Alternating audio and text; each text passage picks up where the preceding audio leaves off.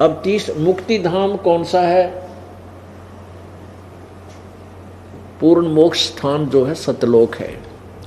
एक ये क्षर पुरुष का लोक, ब्रह्म का 21 ब्रह्मांड का, ये भी धाम कहलाता है, ये भी एक लोक कहलाता है।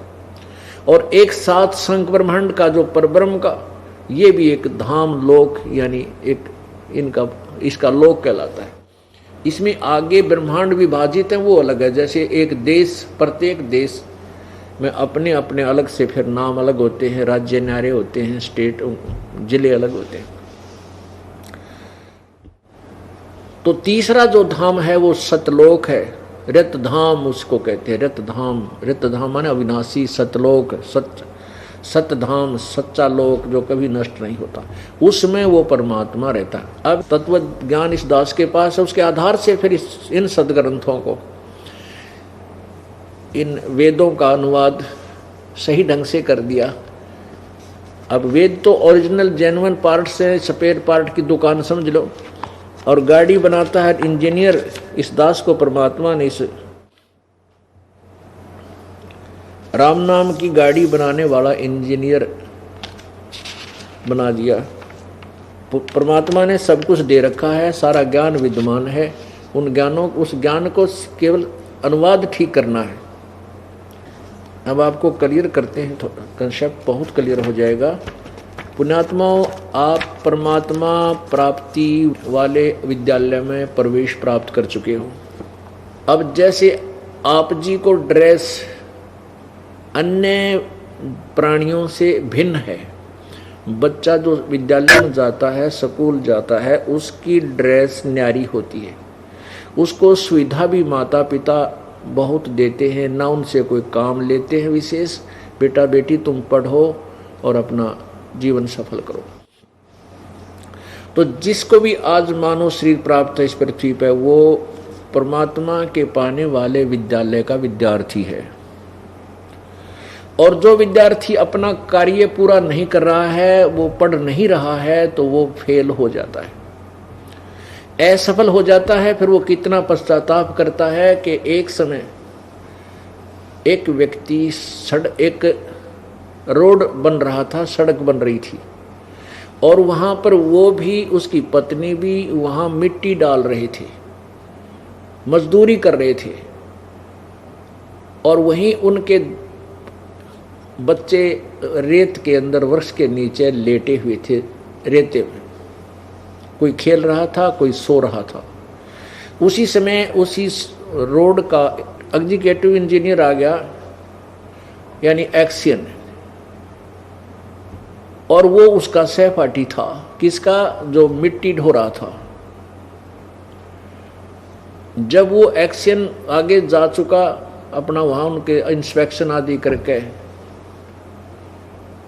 तब वो व्यक्ति कह रहा है जो वहां मिट्टी डाल रहा था, टोकरियां थे, तसड़ियां थे, वो कहता है ये मेरा सहपाठी था, मेरे साथ पढ़ा करता, मेरे कर्म फूट गए, मैं पढ़ा को नहीं, खेलता फिरता रहा, और कुसंगत में पड़ गया, बच्चा के साथ बीड़ी बैड़ी पीने लग गया, मैं पढ़ा को ना। आज देख, ये तो गाड़ी में बैठ कर चल रहा है और मैं मजदूरी कर रहा हूँ, और मेरे बच्चे ये रेत में पड़े हैं यहाँ पर, और इसके बच्चे कोठियों में रहते हैं।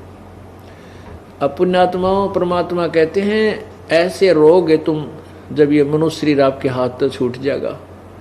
कहते हैं आछे दिन पाछे गए, गुरु से किया ना हेत, अब पछतावा के करया चिड़िया चुगी खेत। परमात्मा कहते हैं, परमात्मा की वाणी को गरीबदास जी कैसे महिमा याद दिलाते हैं। ये संसार समझदा नाही, कहंदा श्याम दोपहरे नो, गरीबदास ये वक्त जाता रोवोगे इस पैरे नो। कहते हैं ये समय जा रहा, आपका हाथ से छूट गया, फिर रोया करोगे इस समय को याद करके, फिर कुछ हाथ नहीं लगेगा। तो पुण्यात्माओं, आप विद्यार्थी हैं, और आप देखते हो आप अपने बच्चों को कितना समय देते हो। एक क्लास को पास करने के लिए, एक कक्षा में उत्तीर्ण होने के लिए 1 वर्ष पूरा मिलता है उसको, और आप पूरा फ्री छोड़ देते हो। ट्यूशन भी लगवाते हो, आप भी पढ़ाते हो, टीचर भी पढ़ाते हैं, कितना समय देते हो, तब वो सफल होता है। इसलिए आप जी को सबसे पहले ये दास इतना ज्ञान दृढ़ करना चाहता है आप जी के अंदर कि आप अपने रास्ते से डगमग ना हो सके। बस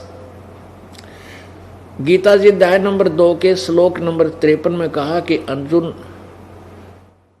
जिसमें तेरी बुद्धि भिन्न भिन्न प्रकार के भ्रमित करने वाले वचनों से हटकर एक परमात्मा के वास्तविक ज्ञान पर टिकेगी, तब तो तू योग को प्राप्त होगा, तब तो तू भगत बनेगा, जब तक भक्ति के योग होगा। तो इसलिए हमें सबसे पहले ज्ञान का होना अति आवश्यक है। ना नहीं तो कोई कर देगा भ्रमित, बहका देगा, आप फिर उसी कुमार्ग पर चलकर अपना जीवन बर्बाद कर जाओगे। तो अब हाँ, दास आपको थोड़ा समय इसलिए दे रहा है क्योंकि परमात्मा की महिमा, भजले रे भगवान तेरा काम आओगा, भजले रे भगवान तेरा काम आओगा। ये तो पता नहीं कितनी वाणी भगवान की हम सुना सकते हैं, गाकर भी सुना सकते हैं, दोहों को भी सुना सकते हैं। वो तो विषय है केवल प्रेरणा देने का। आप पूर्ण प्रेरित हो, आप परमात्मा की खोज में हो, इसलिए आपको ये गूढ़ रहस्य सदग्रंथों के रूबरू करना अति आवश्यक है। जैसे पहली क्लास के बच्चे को जोर जोर से आवाज देकर याद कराते हैं, गिनती कराते हैं, पहाड़े याद कराते हैं, A for apple, B for book, और फिर उस बच्चे को आगे क्लासेस में जाने के बाद वो ऐसे नहीं बोलता, फिर तो मन मन में उनका रट्टा लगाता है, गूढ़ रहस्यों पर विचार करता है, बहुत अच्छी फिर अपने गूढ़ रहस्य अच्छे ज्ञान को ग्रहण करता है। तो अब आप जो भगवान की तरफ आ चुके हो, आप प्रथम द्वितीय तृतीय क्लास से ऊपर हो, तो जो पहले से लगे हुए हैं, जिनको दूसरा नाम प्राप्त हो गया, वो बच्चे बालक नहीं रहे, उनको अब ये गूढ़ रहस्य बताना अति आवश्यक है। जो प्रथम बार आए हैं, द्वितीय बार जो प्रथम मंत्र लिया है, या वैसे आए हैं सत्संग सुनने के लिए, उनको भी अलग से एक थोड़ा सा समय दिया जाता है प्रत्येक सत्संग में, वो भी आपको दिया जाएगा। तो अब हम आपको ये बताना चाहते हैं, पहले हम भगवान पहचाने परमात्मा कौन है, और फिर उस भगवान की भक्ति करें।